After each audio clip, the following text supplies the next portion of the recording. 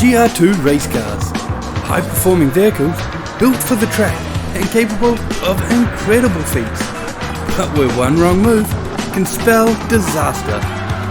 And today, we're going to try and build one out of your everyday road car.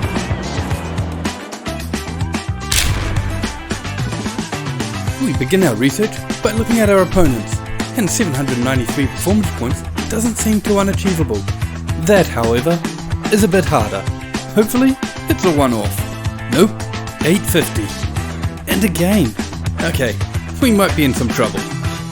Now what car can possibly take on these monstrosities? The GT4 is always in my first port of call, but sadly, it's lacking in power. And that weakness carried over to the NSX, which unfortunately didn't fare much better. No. Where's my engine swap polyphony? And regrettably, with no supercharger or turbo, the Alpha is also out. Okay, now we're getting into the realms of possibility, but sadly, an engine swap is kinda cheating, so that rules this one out too. And that leaves us with the Skyline. It's still sub 800 performance points, but it's four-wheel drive, and it's got a bunch of power. So, let's get to work.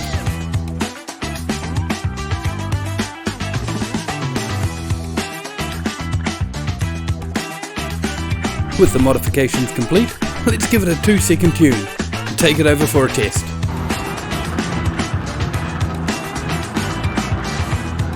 Okay, this thing is going to need a bit more time in the oven. And this is what I've settled on. It can be a little unforgiving, but it's capable of some pretty good lap times.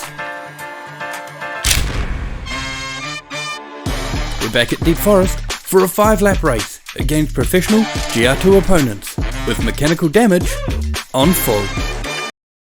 As I'm sitting on the start line, I realised that maybe for the first time in history, the 4-wheel drive Skyline could be considered the underdog.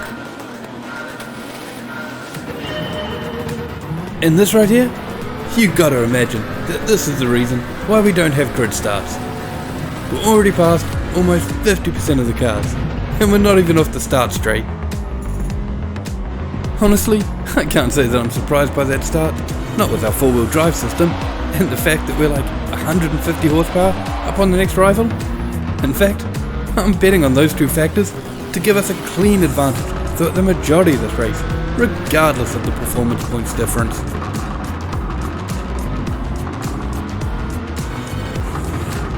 Right before the uphill straight through the tunnel, we have a bit of contact with a fellow car. Luckily there's no damage, but we don't want to get into a habit of making mistakes like that one.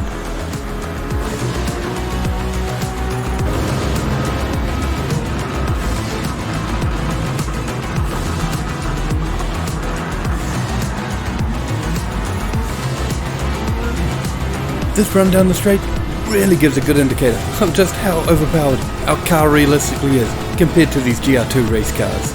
We may be lacking in performance points, but I'm beginning to think that that system might be broken.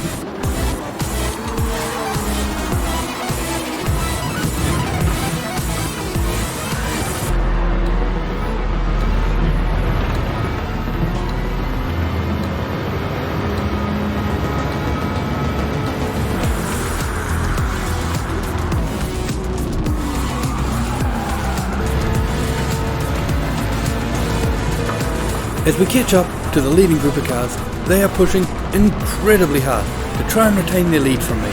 Unfortunately for the Mercedes, it's a bit too much, and he loses control, putting himself out of the competition, and allowing us to move up into 4th, with just the podium spots remaining.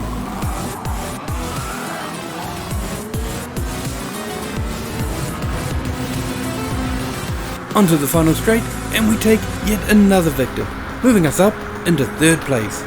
Now, we've got 2 laps remaining and 2 cars to go, and based on the rate that we've been chewing through them so far, that is not going to be a problem.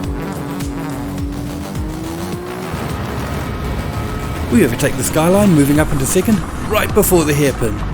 Ah, somebody else is having fun with the handbrake. Get out of here, Skyline.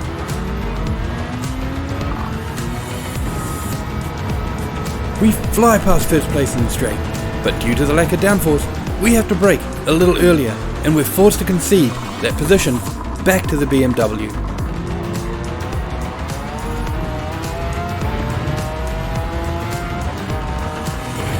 With one lap remaining, all we gotta do is follow behind and wait for an opening. And here it is, he makes a mistake, allowing us to cross over onto the inside. He pushes incredibly hard to defend, but like the Mercedes before him, he ends up pushing himself out of the competition. Now we just got that Skyline behind us, but with the long straights approaching, he doesn't stand a chance. So my aim here is to see how much of a distance we can put on him before the end of this race.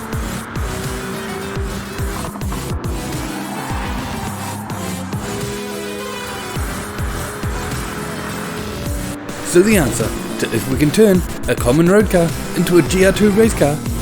Clearly, yes, as we come home almost 3 seconds ahead of second place.